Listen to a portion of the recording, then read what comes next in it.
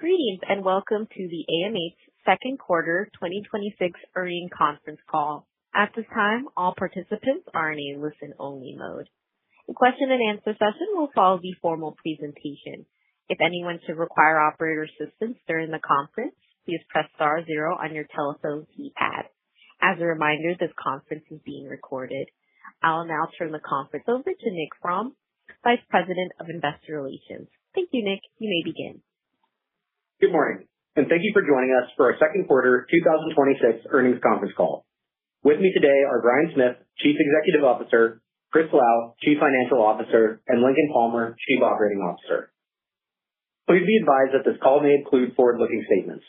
All statements other than statements of historical fact included in this conference call are forward-looking statements that are subject to a number of risks and uncertainties that could cause actual results to differ materially from those projected in these statements. These risks and other factors that could adversely affect our business and future results are described in our press releases and in our filings with the SEC. All forward-looking statements speak only as of today, July 31st, 2026. We assume no obligation to update or revise any forward-looking statements, whether as a result of new information, future events, or otherwise, except as required by law. A reconciliation of GAAP to non-GAAP financial measures is included in our earnings press release and supplemental information package. As a note, our operating and financial results, including GAAP and non-GAAP measures, are fully detailed in our earnings release and supplemental information package. You can find these documents as well as SEC reports and the audio webcast replay of this conference call on our website at www.amh.com. With that, I will turn the call over to our CEO, Bryan Smith. Welcome, everyone, and thank you for joining us today. Before we get into our results, I would like to briefly touch on the Road to Housing Act, which went into law last month following overwhelming bipartisan support. This law reflects a thoughtful approach by policymakers to address housing affordability and allows the industry to move forward with greater certainty. It recognizes the important role that single-family rentals play in the broader housing ecosystem and reinforces a number of aspects of our value proposition. First, it recognizes the role of new home construction in helping to address housing affordability.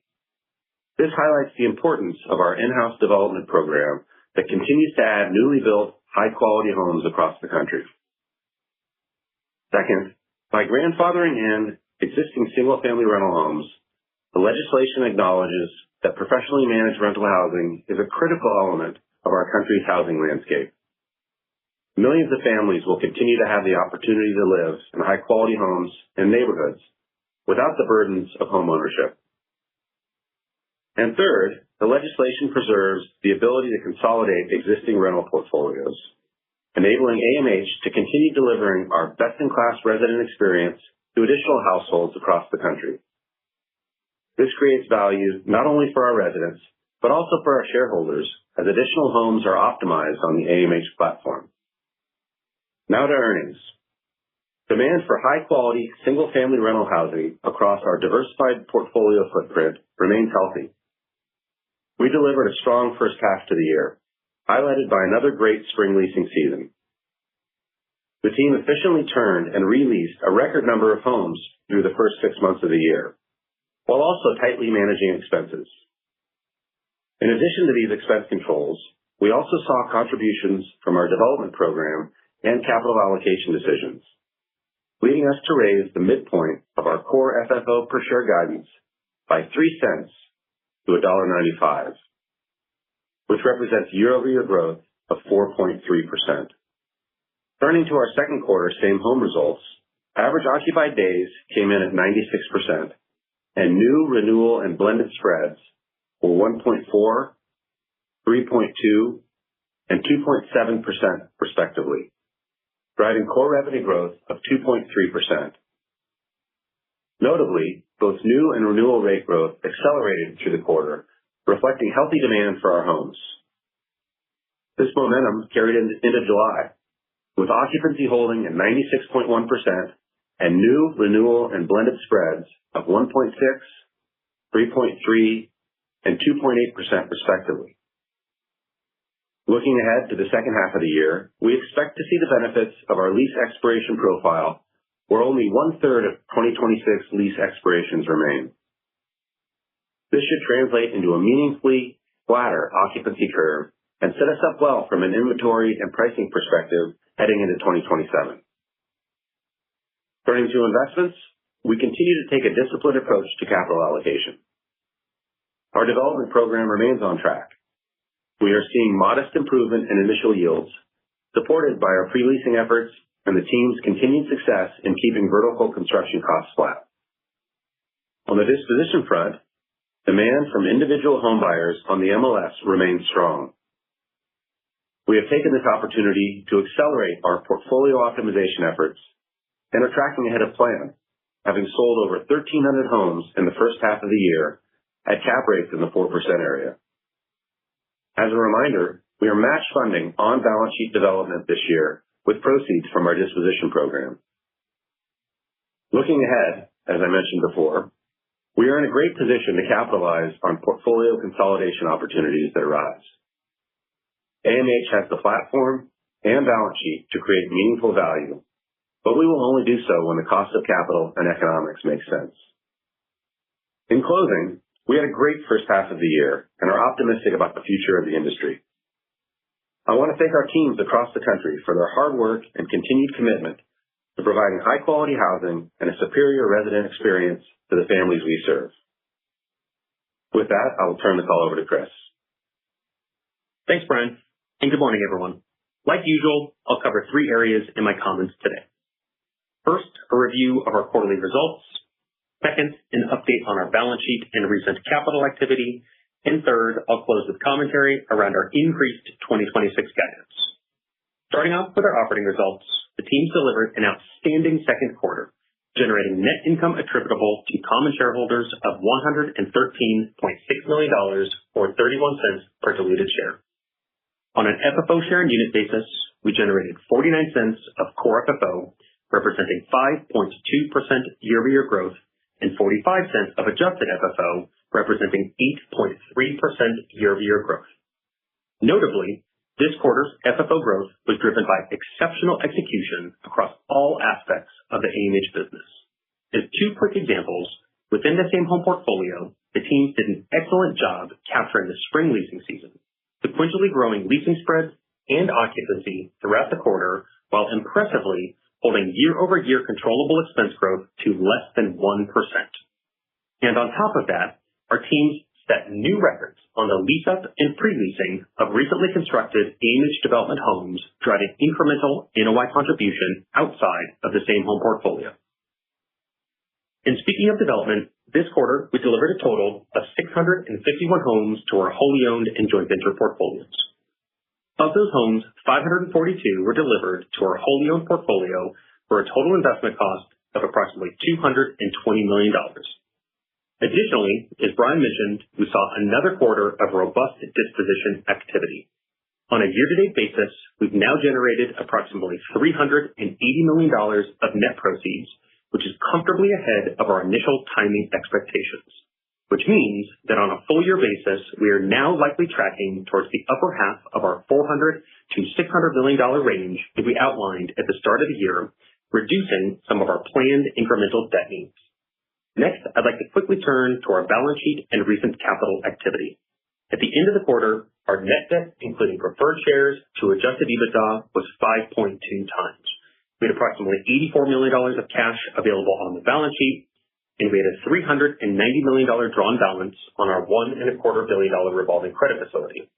Additionally, during the quarter, we attractively repurchased 4.1 million common shares for a total of $123 million at an average price of $29.88 per share. And next, I'll cover our updated 2026 earnings guidance, which was positively revised in yesterday's earnings press release. Starting with the same home portfolio, recognizing the team's outstanding cost control execution and modestly favorable property tax news in a few of our smaller states, we've lowered the midpoint of our full-year core expense growth expectations by 75 basis points to 2%. In turn, we've increased the midpoint of our core NOI growth expectations by 40 basis points to 2.4%, and we now expect 2026 same-home core NOI margins to modestly expand compared to 2025. And for the non-same home portfolio, we also expect incremental core NOI growth from similar expense benefits and additional contribution from our solid AMH development lease-up activity. And when combined with our better-than-expected disposition activity and incremental share repurchases, we have increased the midpoint of our full year 2026 core FFO per share expectations by a total of $0.03. Our new midpoint of $1.95 per share now reflects the high end of our previous range and represents a year-over-year growth expectation of 4.3%, which continues to position AMH at the top of the residential sector. And before we open the call to your questions, I'd like to close with one final thought. Like Brian mentioned at the start, as our industry begins to emerge from some of the recent uncertainty, AMH's positioning as the largest integrated operator and developer of single-family rental homes will likely be more important than ever. The AMH development program gives us the unique ability to both control our external growth while also contributing much-needed housing stock across the country as we continue to create value for our residents, communities, and shareholders. And with that, we'll open the call to your questions. Operator? Thank you. We will now be conducting a question and answer session. If you would like to ask a question, please press star 1 on your telephone keypad. A confirmation tone will indicate your line is in the question queue. You may press star 2 if you would like to remove your question from the queue. For participants using speaker equipment, it may be necessary to pick up your handset before pressing the star keys. So that we may address questions from as many participants as possible, we ask that you limit yourself to one question. If you have additional questions, you may re-queue, and time permitting, those questions will be addressed. One moment, please, while we poll for questions.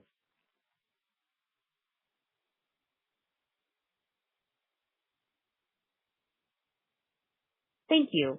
Our first question comes from the line of Juan Sanabria with BMO Capital Markets. Please proceed. Good morning. Congrats on the quarter. Just hoping you could spend a little bit of time on CapEx. Have a nice trend in the quarter and year to date, both in terms of maintenance and R&M and turn costs. Just hoping you could expand on what's driving that, whether it's dispositions and or new developments, and kind of the prospects going forward. What's kind of the new normal spend on an annual basis? Hi, Juan. This is Lincoln. Thanks for the question. Good to hear your voice this morning. Coming out of last year in the first half, recognized that we had some opportunities to tighten up some of our processes and make some structural adjustments to prepare us for 26. We layered that in with the investments that we've been making in some of the technologies and making sure that we have the right teams. In the back half of 25 showed great improvements. As we came into 26, as you know, we had a little bit heavier lift with the larger lease expirations in the first and second quarters. The teams did a fantastic job managing through that, probably even a little bit better than we expected.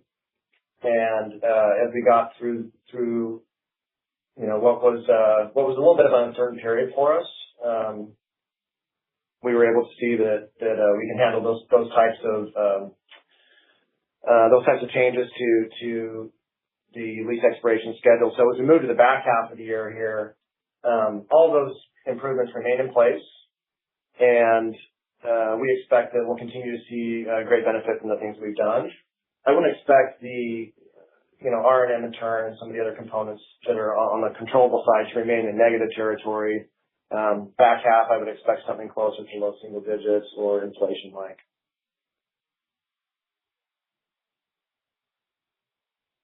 Thank you.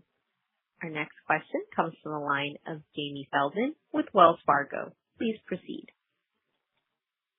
Hi, thank you. This is Connor on with Jamie.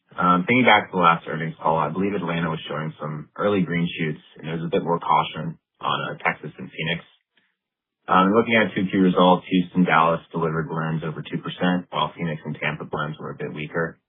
How would you say those markets have performed versus your initial expectations, and where do you still need to see some more evidence of a recovery?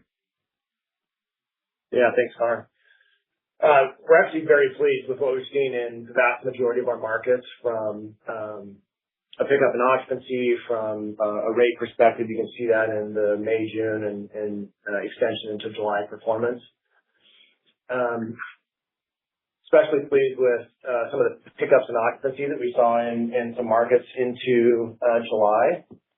As far as Atlanta specifically goes, we had a pickup into July there. Still probably running a little bit less than what we want to be on total occupancy, and rates seem to be treading water a little bit. So it's not the bright spot of the portfolio, but again, we're seeing improvements in a lot of places. Tampa, while again kind of flat on occupancy and needs some work on rate. We are seeing some green shoots there as well. This time of year, we've seen a reduction in supply in the Tampa market for the first time in quite a while, and we expect that will flow through into results over the next few quarters. Continue to see great strength in the Midwest and some of our Western markets. Seattle continues to be wonderful for us. High occupancies there. Boise, Salt Lake City. Most of these markets are trending in the 96 to 97% range. So very, very happy with the way that things have moved through the season. Thank you. Our next question comes from the line of Eric Wolfe with Citi. Please proceed. Hey, thanks. I think in the past you said that you only have about 33% of leases expiring in the back half of this year. Correct me if I'm wrong on that. I was curious sort of how that compares to prior years, so last year and the year before that, to sort of understand the expiration risk. Assuming, it's actually less than the last couple of years, does that influence how you think about renewals in the back half? Does that allow you to be a bit more aggressive because you're not risking as much occupancy? Just trying to understand how that sort of impacts your strategy. Hi, Eric. Thanks for the question. As you know, this lease expiration management initiative of ours has been a multi-year effort.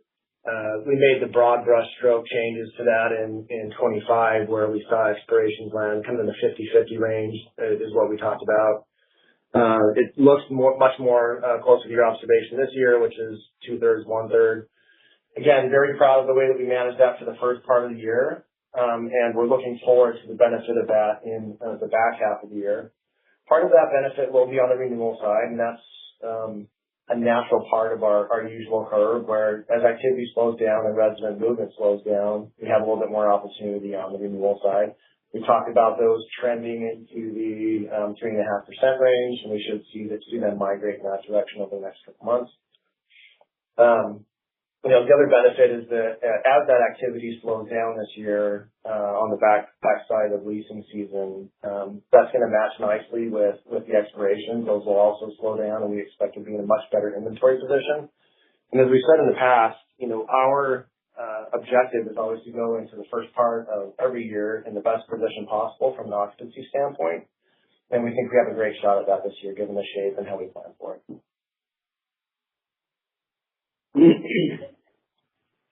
Thank you. Our next question comes from the line of Haendel St. Juste with Mizuho Securities. Please proceed. Hey, good morning out there to you guys. Wanted to talk about development. Sounded like the projects in your pipeline, the projects that were leasing up, seems like they've been a bit better in part of the raise here. So can you talk about what you're seeing in the pipeline versus your underwriting on the lease ups, and where the yields are coming in versus the 5.25%, I think you mentioned in prior quarters? And what are you underwriting for projects you're starting today? Thanks. Yeah, thanks, Haendel. This is Brian. As I mentioned in my prepared remarks, we're really pleased with the lease up of our new deliveries this year, and we've seen a little bit of an improvement in yields coming out of Q1 into Q2. A lot of that's just due to pricing. You're seeing the benefits of some of our pre-leasing initiatives that we started last year and are continuing to refine. If you look at the first half of the year, we leased about what we delivered, which is very healthy when you think about these projects that are still in development. And then a really interesting fact, if you look at the back half of the year, I think we're on schedule to deliver about 700 houses, and of those houses, already 40% are rented. And what that means is it's very healthy for us to be able to do it from a pricing perspective, from from a kind of migration through the development process and delivery process. And in the event, this is one of the benefits of owning the entire development cycle in-house. We have the ability to deliver more quickly or slow down those deliveries on a monthly basis as we plan into next year. Those yields, again, are a major function of rents. They look really good coming into Q2. We're optimistic that there's some nice changes going on. And the new deals that we're looking at, really think of it in terms of replenishment of some of the pipeline to maintain good continuity in the development markets that we really like. But the few deals that we've closed this year are looking in the yield into the sixes. We're getting there through a couple of different ways. We're seeing some favorable opportunities on the land side. There's been some optimization in the way that we're designing and delivering these houses. And there's just a ton of demand for them, as we talked about in the past. So I would think about the new deals we're looking at that we'll close a few more in the balance of this year as well, are in the sixes, and we're working through kind of the mid to low fives right now. Thank you. Our next question comes from the line of Steve Sakwa with Evercore ISI. Please proceed. Yeah, thanks. Good morning. Thanks for the comments on July. I was just hoping if you could maybe clarify, what your expectations are as it relates to occupancy in 3Q, 4Q, and kind of just also your expectations about blended spreads. I realize occupancy dropped a lot last year, and just trying to figure out kind of the cadence of occupancy and blends in the back half. Thanks. Hi, Steve. Thanks for the question. This is Lincoln. Yeah, we're aware that the curve looks a little bit differently this year. We expect to hold occupancy in the back half. We've talked about that on a full year basis in the high 95 area. We're pleased with the way that July ended. Again, with seeing building occupancy in many of our markets, which gives us a great shot at doing this. That's supported in part by the lease expiration management program that we talked about a little bit earlier. New lease rate growth is still anticipated to be in the flattish area for the full year. And then again, the renewal rates in the 3.5 area, or excuse me, renewal rates in the 3.5% area with blends in the low twos.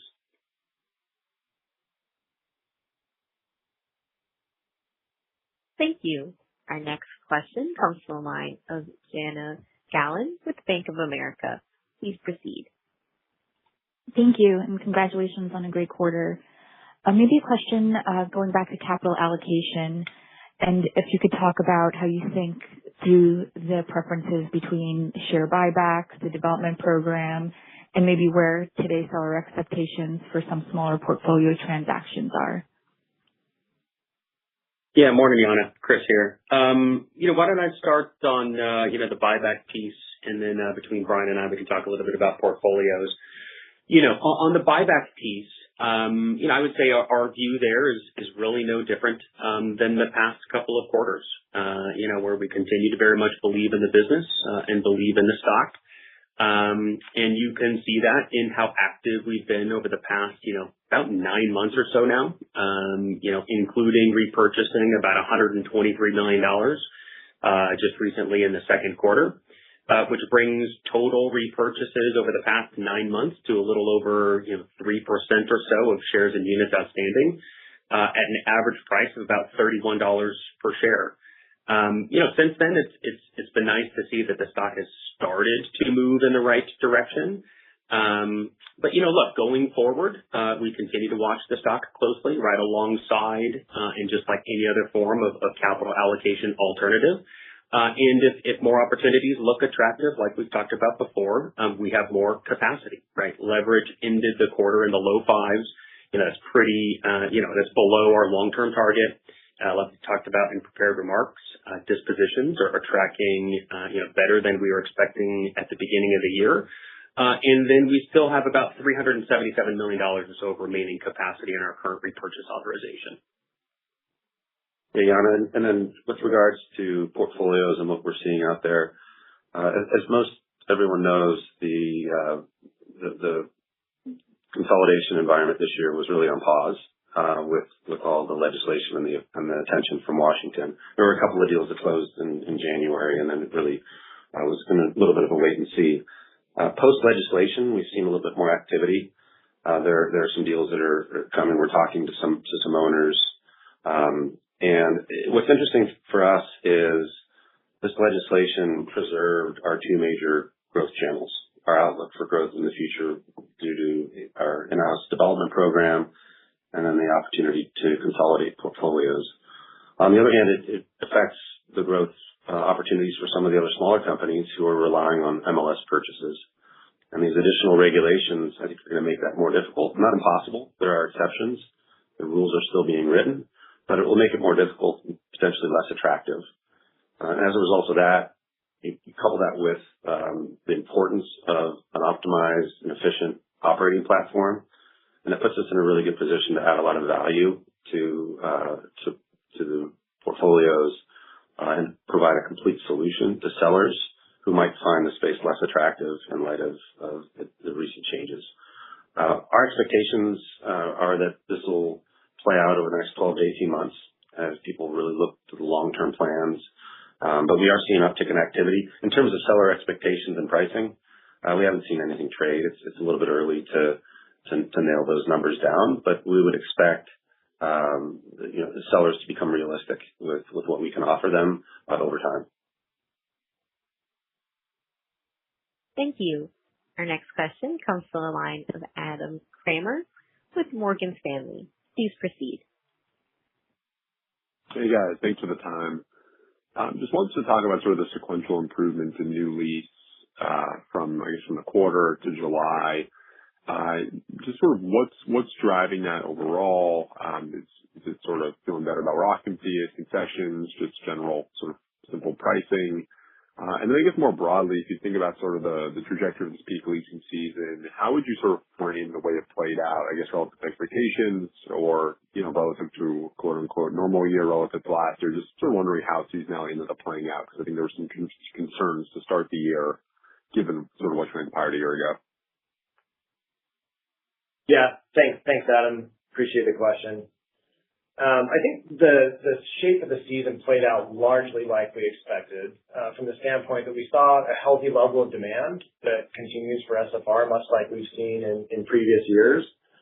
I think the thing that made this year a little bit different was a couple things. One was we're seeing this demand set against a modestly improving supply picture.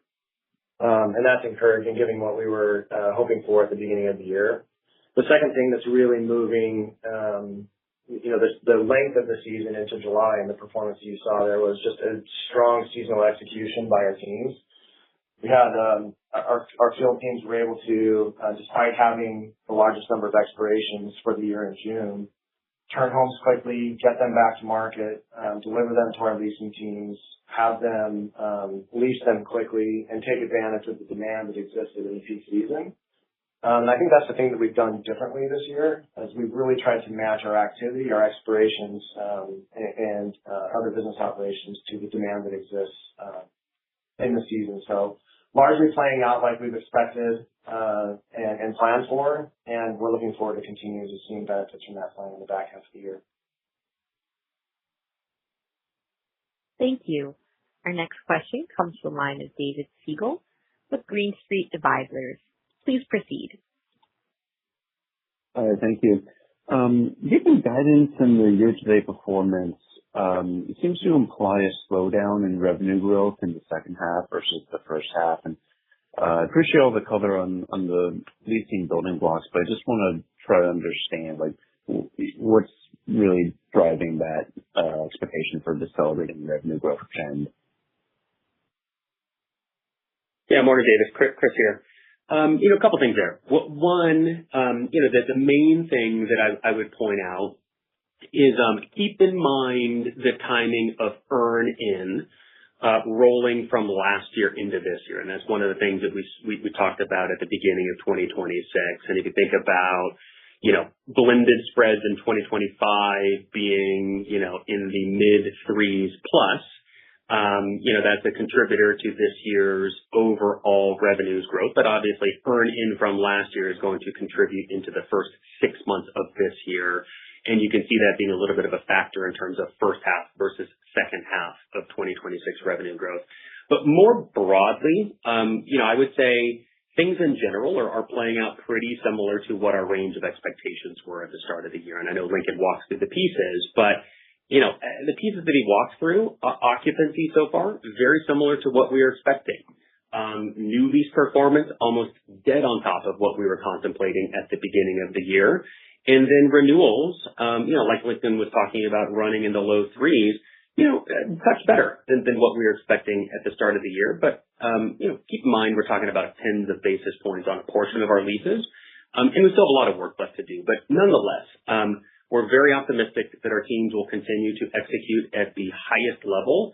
If you think about the year, that the setup is playing out really, really nicely. And, especially on that renewal side, it's not totally out of the question that we could land at the full year a touch above the mid. Thank you. Our next question comes from the line of Jesse Lederman with Zelman & Associates. Please proceed. Hey, thanks for taking the question. Question on the development platform trajectory. So you framed keeping it in motion in your highest conviction markets as being really mission critical. But even though you've had a disposition run rate that's tracking ahead of plan, like you discussed, you've left the full year guide unchanged, which implies the second half deliveries are going to be among the lowest for any half since the program really began to ramp. And so given your match funding, it seems like you do have capacity to do more. So the question is, why hold the delivery guide flat rather than raise it? Is it kind of deliberately throttling capital elsewhere or conservatism? Any info on that would be great. Thank you. Yeah, thanks, Jesse. This is Brian. Development is a little bit different than some of the other acquisition channels in the past. If you go back to kind of the history of the company, we have the ability to almost instantly change our pace of closings on auctions and MLS and so forth. But development requires a plan and a strategy, and it's a little bit less nimble in the short term. We put together a strong plan this year for 1,900 deliveries, keeping all of the markets in a healthy position with land replenishments that allowed us to retain that optionality as the cost of capital environment improves at some point, or there are other factors that make the development yields more attractive. So we really like the level that we're delivering at this year. The back half of the year being a little bit less than the first half of the year is indicative of the strategy of delivering homes into stronger demand environments. And you can see that playing out in the success that we've had in lease up on new deliveries into this year. So we're pleased with our strategy, and we're going to continue to implement it with a little bit more of a balance of deliveries to the first half. Thank you. Our next question comes from the line of Michael Goldsmith with UBS. Please proceed. Good afternoon. Thanks a lot for taking my question. I'm here with Amy Proband. The peak leasing season got off to a slow start, but it seems to have been extended into early July. Is there anything to point to in terms of customer behavior which you think has led to this shift?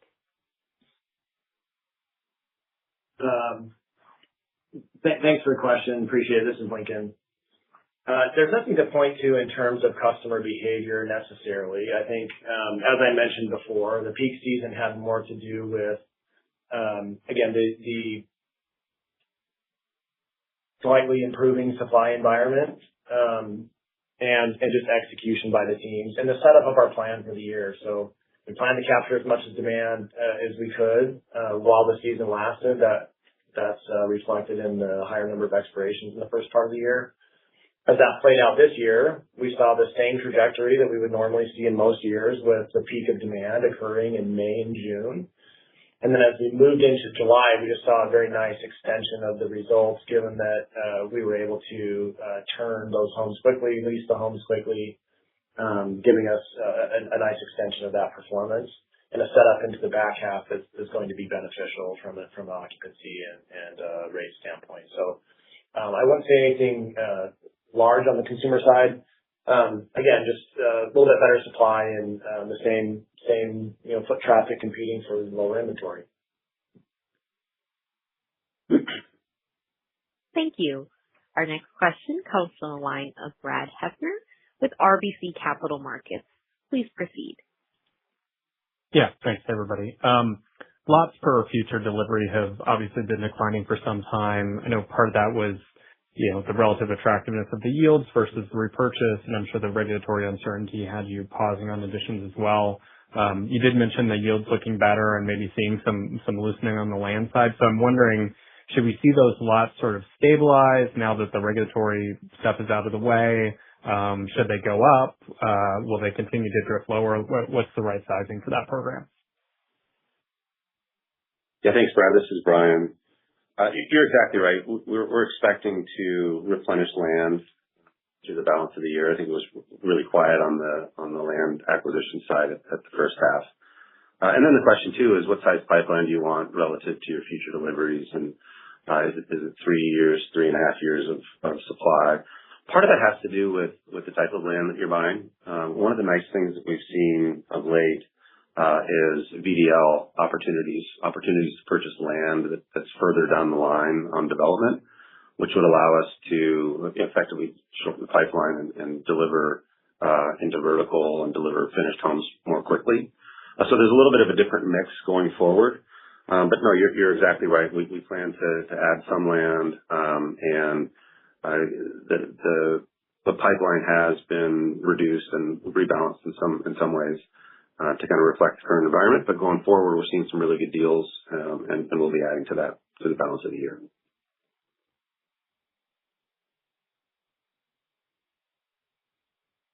Thank you.